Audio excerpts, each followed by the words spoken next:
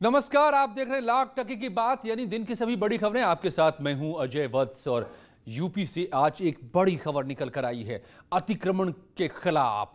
अपर मुख्य सचिव गृह अवनीश अवस्थी ने सभी मंडलायुक्तों और डीएम को सड़क किनारे धार्मिक स्थल के नाम पर किए गए अतिक्रमण को हटाने के निर्देश दिए हैं। एसीएस होम ने निर्देश दिए हैं कि सड़क किनारे जितने भी अतिक्रमण के नाम पर धार्मिक स्थल बनाए गए हैं उनको हटाया जाए। यकीन मानिए ये बहुत बड़ा आदेश है, बहुत बड़ी कार्रवाई हो सकती है इसके खिलाफ। इसके तहत लखनऊ से अनामिका हमारी संवाददाता मेरे साथ जुड़ गई। अनामिका, तो सड़क किनारे आए दिन जो हम देखते रहते हैं कि कई तरह के धार्मिक स्थल पैदा होते रहते हैं, अब उन सबको क्या तोड़ दिया जाएगा, हटाया जाएगा आने वाले दिनों में?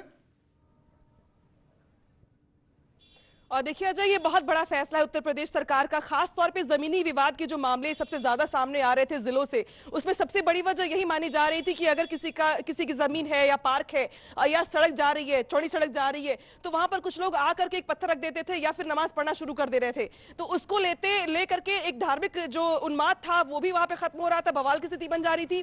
साथ ही साथ सार्वजनिक स्थलों पर कब्जे जैसी स्थिति भी दिखाई दे रही थी। ये भी सुनवाई में सामने आया था कि जो घरौनी जो अभियान चलाया जा रहा है सरकार की ओर से कि अगर आपके दादा परदादा के नाम पर कोई जमीन है तो वो आपके नाम पर दर्ज होनी चाहिए। तो इस बीच भी बहुत सारे मामले से सामने आए थे जहां पर ये विवाद सामने आया कि जो फला की जमीन है वहां पर मंदिर बना दी गई या मस्जिद बना दिया गया या वहां पर कब्जा करने का प्रयास किया गया धार्मिक स्थलों के नाम पर। उसको देखते हुए उत्तर प्रदेश सरकार ने यह फैसला किया और ये निर्देश दिए जिलाधिकारियों को, मंडलायुक्तों को, कि वो अपने अपने जिलों में इस तरीके के जितने भी अवैध निर्माण है या अतिक्रमण है धार्मिक स्थलों से जुड़े हुए, उसको खाली करवाए। और 14 मार्च तक का समय दिया गया है अधिकारियों को कि वो 14 मार्च तक इस पूरे मामले को लेकर क्या कार्रवाई की गई है, यानी कि फला के जिले में कितने अवैध या अतिक्रमण वाले जो स्थल है उनको खाली करवाया गया है, इसकी रिपोर्ट भी देनी होगी शासन स्तर पे अधिकारियों को। तो उत्तर प्रदेश सरकार का ये बड़ा फैसला। तो क्या अनामिका इसमें ये जानकारी मिल पा रही है इस वक्त कि कितने पुराने ऐसे स्थलों को हटाए जाएंगे? क्या कोई उसकी लाइन तय होगी? क्या आधार बनाया जाएगा? और देखिए सबसे बड़ी बात यह है कि जो जिले के जिलाधिकारी हैं या नगर निगम से जो चयनित जमीन है या फिर अगर कोई पार्क है जो शुरू से पार्क रहा लेकिन बाद में वो किसी और चीज में कन्वर्ट हो गया, वहां पे लंगर चलना शुरू हो गया या दरबार लगना शुरू हो गया या लोगों ने नमाज पढ़ना शुरू कर दिया, तो ये पहले अपने पूरे होमवर्क के बाद ये अधिकारी को डिसाइड करना होगा कि किस तरीके से जमीन को खाली करवाना है। इसमें सबसे बड़ी दिक्कत ये भी आने वाली है अजय कि कुछ लोग ऐसे भी होते हैं गाँव में या शहरों में जो इसको अपनी भावनाओं से जोड़ के देखना शुरू कर देते हैं और सरकार के सामने बड़ी चुनौती बन जाते हैं। तो ऐसे में कानून व्यवस्था भी हिसाब किताब में रहे, कंट्रोल में रहे, उसको देखते हुए जो अवैध या अतिक्रमण है ऐसे स्थलों पर उसको खाली करवाना भी सरकार के सामने चुनौती है। हालांकि टीम बना करके इस जो अभियान है उसको आगे बढ़ाने के लिए कहा गया है कि अलग अलग टीमें अलग अलग शहरों में जाकर के, जिलों में जाकर के पहले चयनित करेंगी कि उनके जिले में कितने ऐसे स्थल हैं जहां पर अतिक्रमण किया गया है या सड़क पर मंदिर मस्जिद बनाए गए हैं या बाकी जो धार्मिक स्थल वो बनाए गए हैं। उनको चयनित करने के बाद ही जो पुलिस का अभियान है वो आगे बढ़ेगा और प्रयास ये है कि कम से कम धार्मिक स्थलों के नाम पर जो अतिक्रमण है सड़कों पर या सार्वजनिक स्थलों पर उसको खाली करवाया जाए सरकार की तरफ से। तो ये बड़ा फैसला, बड़ी खबर आज की है जाहिर तौर पर, और इसके तहत अब तमाम सड़क पर यूं ही अवैध तरीके से सरकारी जमीन पर या किसी और की जमीन पर अगर कहीं भी बने हुए हैं धार्मिक स्थल तो उन सबको हटाए जाएंगे। यह फैसला हो चुका है, कार्रवाई शुरू होने की बारी है। और मुरादाबाद में एक होटल में एसपी अध्यक्ष अखिलेश यादव से मिलने की होड़ में कार्यकर्ताओं के बीच जबरदस्त हंगामा हो गया। अखिलेश के सामने ही कार्यकर्ताओं ने धक्का मुक्की शुरू कर दी। अखिलेश यादव से मिलने के लिए होटल के बाहर एसपी कार्यकर्ताओं का जमावड़ा लगा था। एसपी के पूर्व कैबिनेट मंत्री कमाल अख्तर भी मौजूद थे। कार्यकर्ताओं ने अखिलेश से मिलने की होड़ में पूर्व मंत्री को भी नहीं बख्शा, उनके साथ भी धक्का मुक्की कर दी। इसी दौरान पूर्व मंत्री और एसपी कार्यकर्ताओं के बीच नोकझोंक भी हुई। ये तस्वीरें मुरादाबाद के इसी घटना की। गौतम बुद्ध नगर से इस वक्त की अहम खबर आ रही है। फ्लैट्स की रजिस्ट्री के लिए प्रशासन की नई योजना सामने आई है। डोर टू डोर रजिस्ट्री अभियान चलाएगा प्रशासन। 30 मार्च तक सेक्टर्स, सोसाइटीज में लगेंगे रजिस्ट्री कैंप। प्राधिकरण ने 30 बिल्डर्स की लिस्ट रजिस्ट्री विभाग को दी है। राजस्व बढ़ोतरी के लिए नोएडा प्राधिकरण अभियान चलाएगा। 30 मार्च तक रजिस्ट्री के लिए कैंप लगेंगे, सोसाइटी के भीतर लगेंगे शिविर। डोर टू डोर प्रोसेस के नोएडा अथॉरिटी चीफ सेक्रेटरी महोदय के निर्देशन में नोएडा अथॉरिटी ने 30 बिल्डरों का एक सूची दिया है जिनकी रजिस्ट्रियाँ तैयार हैं, हम उनके कैंप में जाके, उनके निवास स्थान पे जाके जो रजिस्ट्रियाँ हमारी साइट पे अपलोड हैं उनकी जाके हम रजिस्ट्री कर देंगे।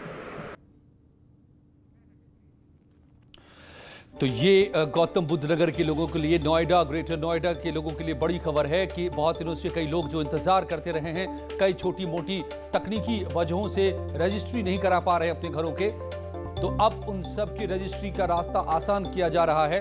सीधे उनके घर पर आकर रजिस्ट्री कराई जाएगी। मकसद दोनों है, लोगों को राहत तो सरकार को आमदनी। और वाराणसी में पुलिसकर्मी का अमानवीय चेहरा नजर आया जो सोशल मीडिया पर वायरल हो रहा है। इसमें पुलिसकर्मी एक बुजुर्ग महिला के साथ दुर्व्यवहार कर रहा है जो पटरी पर रुद्राक्ष की माला की दुकान लगाकर बैठी है।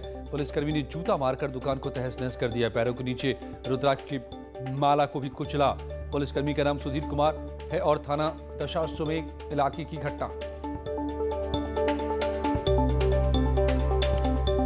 पूर्व सांसद धनंजय सिंह को फर्रुखाबाद की फतेहगढ़ सेंट्रल जेल शिफ्ट कर दिया गया है। आज भारी पुलिस बल की मौजूदगी में धनंजय सिंह नैनी जेल से फतेहगढ़ जेल लेकर ले जाया गया। धनंजय सिंह लखनऊ में अजीत सिंह हत्याकांड में आरोपी हैं और हाल ही में सरेंडर भी किया था। पुलिस ने सुरक्षा कारणों से धनंजय सिंह को फतेहगढ़ जेल शिफ्ट किया है। जेल में धनंजय सिंह की सुरक्षा के लिए बेहद कड़े इंतजाम किए गए हैं।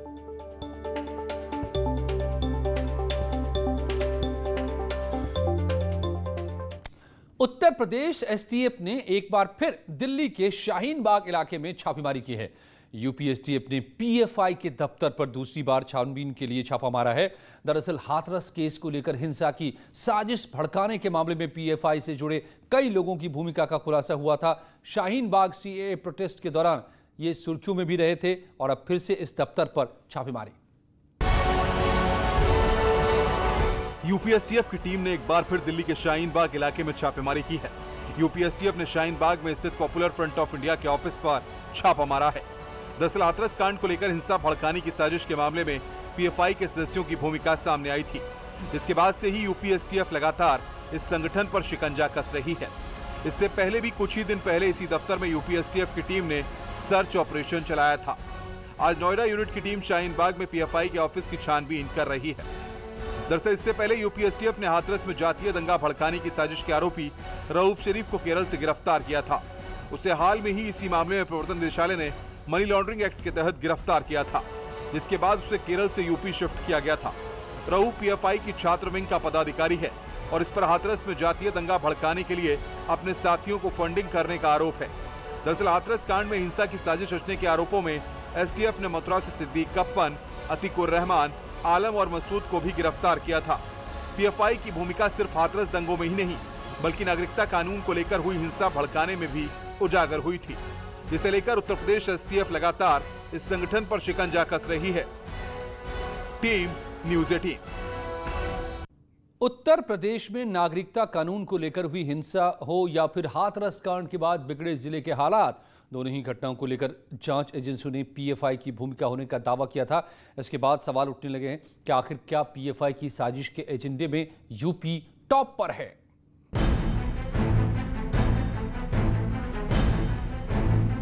दरअसल हाथरस कांड में हिंसा की साजिश में पीएफआई की भूमिका की जांच उस वक्त शुरू हुई जब उत्तर प्रदेश पुलिस ने पीएफआई से जुड़े 4 लोगों को मथुरा से गिरफ्तार किया।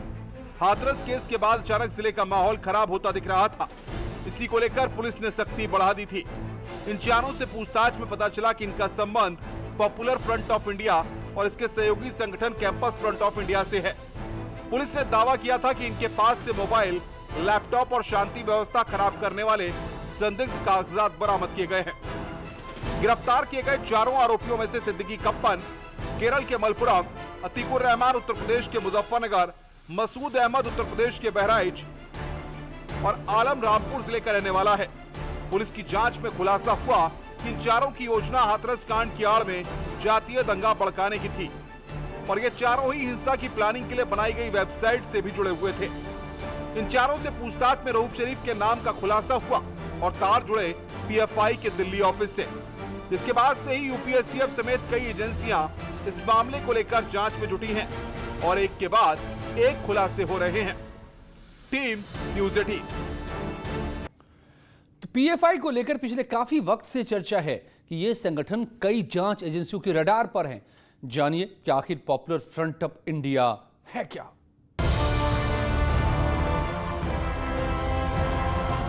पीएफआई यानी पॉपुलर फ्रंट ऑफ इंडिया, इस संगठन का नाम पिछले करीब 1 साल से लगातार सामने आ रहा है। हाथरस कांड में हिंसा की साजिश, दिल्ली में नागरिकता कानून के विरोध में हुई हिंसा के मामले में साजिश, ऐसे कई आरोप इस संगठन पर लगातार लगते रहे हैं। इसे लेकर उत्तर प्रदेश पुलिस ने पीएफआई के दर्जनों कार्यकर्ताओं और पदाधिकारियों को गिरफ्तार भी किया था। हाल ही में लखनऊ में गिरफ्तार किए गए 2 संदिग्धों का भी पीएफआई कनेक्शन सामने आया था। ये दोनों ही राजधानी में किसी बड़ी वारदात को अंजाम देने के इरादे से पहुंचे थे। आपको बताते हैं कि आखिर पीएफआई है क्या। 2006 में पॉपुलर फ्रंट ऑफ इंडिया का गठन हुआ। आर्थिक सामाजिक आंदोलन के नाम पर संगठन बना। मुस्लिमों और गरीब तबकों पर फोकस हुआ। पीएफआई का राजनीतिक संगठन है एसडीपीआई। संगठन के सदस्यों पर कई गंभीर आरोप, राजनीति जातिगत हिंसा की साजिश के आरोप लगे हैं। दिल्ली हाथरस में हिंसा की साजिश के आरोप लगे। प्रतिबंधित संगठन सिमी का नया रूप होने का आरोप, अवैध तरीके से विदेशों से फंडिंग होने का आरोप। झारखंड सरकार ने 2019 में किया बैन। देश भर में कई हिंसा और दंगे की साजिश का आरोप झेल रहा यह संगठन 14 साल पहले केरल में गठित किया गया था। तब केरल, तमिलनाडु और कर्नाटक के 3 मुस्लिम संगठनों को मिलाकर इसे पीएफआई का नाम दिया गया। अब यह करीब भारत के 22 राज्यों में फैल चुका है। आरोपों की माने तो यह संगठन खुद को अल्पसंख्यकों के मुद्दे उठाने की आड़ में काफी सहानुभूति भी बटोर चुका है। Team news 18। और यूपी बीजेपी ने प्रदेश कार्य समिति की घोषणा कर दी है। कार्य समिति के 28 स्थायी सदस्यों का ऐलान किया गया है। इसमें मुख्य प्रधानमंत्री नरेंद्र मोदी और रक्षा मंत्री राजनाथ सिंह का भी नाम शामिल है। साथ ही सीएम योगी आदित्यनाथ के साथ साथ यूपी के दोनों डिप्टी सीएम के नाम भी शामिल हैं। समिति में 323 सदस्य शामिल हैं, जिसमें से 94 विशेष आमंत्रित सदस्य हैं। समिति की बैठक 15 मार्च को होनी प्रस्तावित है। पिछले 6 महीने से समिति के गठन का इंतजार था, जो आज सामने आ गया है। 15 मार्च को होने वाली प्रदेश कार्य समिति की बैठक से पहले बीजेपी ने अपनी कार्य समिति की घोषणा कर दी है। 323 सदस्यों के नामों की घोषणा की है। साथ ही साथ उसमें 28 अस्थायी सदस्य हैं, जिसमें पीएम मोदी, रक्षा मंत्री राजनाथ सिंह और सीएम योगी भी शामिल हैं, और 94 विशेष आमंत्रित सदस्य हैं। 323 सदस्यों में 6 संगठन हैं जो बीजेपी के, उस हिसाब से अगर हम देखें तो सबसे अधिक ब्रज क्षेत्र के सदस्य हैं। ब्रज क्षेत्र के 64 सदस्य हैं, पश्चिम क्षेत्र के 58 सदस्य हैं, काशी क्षेत्र के 57 सदस्य हैं, गोरखपुर क्षेत्र के 53 सदस्य हैं, अवध क्षेत्र के 46 सदस्य हैं और कानपुर क्षेत्र के 45 सदस्य हैं। तो इस तरह से 323 सदस्यों के नामों की घोषणा की गई है, जिसमें सभी 6 संगठन के जो क्षेत्र हैं उससे सदस्य लिए गए हैं। कैमरामैन रवि के साथ रंजना, न्यूज़ 18 लखनऊ। और योगी सरकार ने एक नया रिकॉर्ड बनाया है। योगी सरकार ने गरीबों को आवास उपलब्ध कराने में रिकॉर्ड बनाया है। प्रदेश सरकार ने प्रधानमंत्री आवास योजना के तहत अब तक यूपी में 7,01,594 मकानों का निर्माण कराया है, जो कि एक रिकॉर्ड है। यूपी ने इस मामले में आंध्र प्रदेश को भी पीछे छोड़ दिया है। प्रधानमंत्री आवास योजना के तहत आंध्र प्रदेश को सबसे ज्यादा 20,28,000 मकान बनाने का लक्ष्य दिया गया था, लेकिन वहां की सरकार ने महज 3.5 लाख ही आवास तैयार किए, जबकि यूपी इस मामले में काफी आगे निकल गया।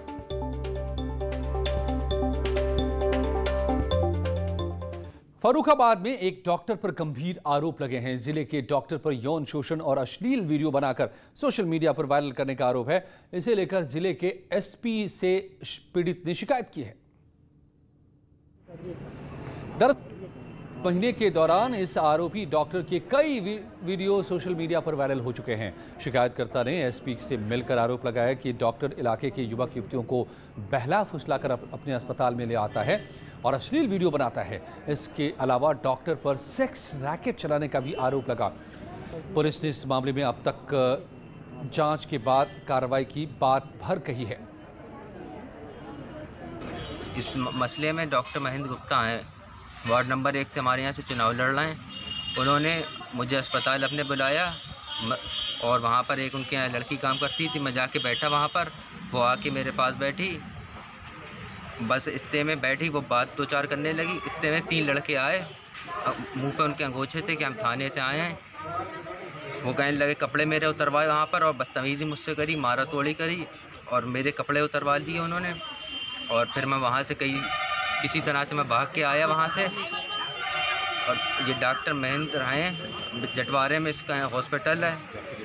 फिर इन्होंने कि तुम्हारी कपड़े उतर गए हैं, वीडियो तुम्हारी वायरल कर देंगे। इन्होंने मुझसे पैसे लिए 2 बार, मैंने घर से इनके चुरा के ला के दिए। कितने पैसे दिए?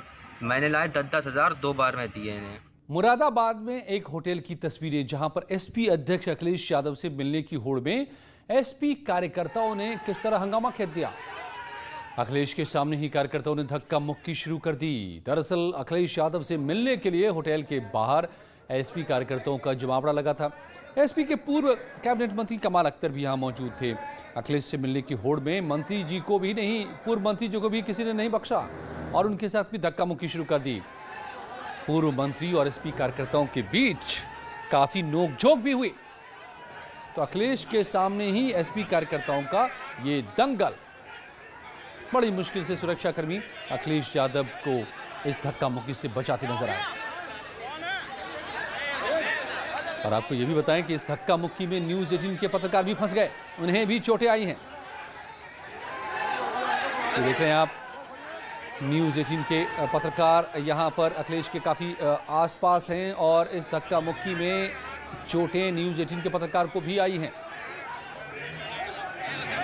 तो अखिलेश के सामने ही अखिलेश के कार्यकर्ता ही किस तरह दंगल पर उतारू हो गए। ये तस्वीरें आप मुरादाबाद की देख रहे हैं। न्यूज़ 18 के पत्रकार भी चोटिल हुए, कई लोग इसमें चोटिल हुए हैं। बड़ी मुश्किल से सुरक्षाकर्मी अखिलेश को इस धक्का मुक्की से बचा रहे हैं। अखिलेश बीच में खड़े इस पूरे तमाशे को देख रहे हैं और क्या सोच रहे होंगे अखिलेश यादव। कई बार आरोप लगते हैं समाजवादी कार्यकर्ताओं पर कई तरह के हुड़दंग करने के, क्या वो बातें साबित कर रहे हैं खुद अखिलेश के सामने उन्हीं के कार्यकर्ता। तो अखिलेश क्या नसीहत देंगे अपने कार्यकर्ताओं को? शालीनता और अनुशासन की, जिसका दम बीजेपी भरती है अक्सर। ये सवाल कई खड़े करता है। जब आप पब्लिक लाइफ में होते हैं, आम लोगों के लिए की सेवा की बातें करते हैं, इसी दम पर आप कोई पार्टी ज्वाइन करते हैं, तो फिर इस तरह का प्रदर्शन उसके विपरीत नहीं है, उसके खिलाफ नहीं है। क्या आपके उस इमेज को, आपके प्रति जो लोगों की सोच है, उसको धक्का नहीं लगता है? ये भी सवाल खड़े होते हैं। मुरादाबाद में ये तस्वीरें समाजवादी कार्यकर्ताओं का ये हुल्लड़ खुद अपने नेता के सामने उन्हीं से मिलने को लेकर, और बीच में फंसे ये न्यूज़ 18 के पत्रकार चोटिल हुए हैं।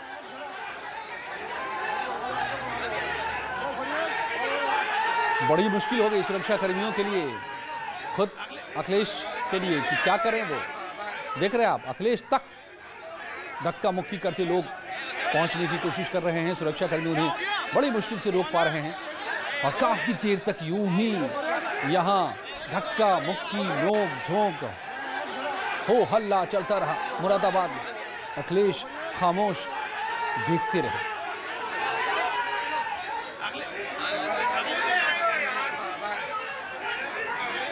क्या उम्मीद करनी चाहिए कि पार्टी के सर्वोच्च नेता हैं समाजवादी पार्टी के अखिलेश यादव, राष्ट्रीय अध्यक्ष हैं, तो वो अपने कार्यकर्ताओं को इस घटना के बाद कुछ संदेश देंगे, नसीहत देंगे।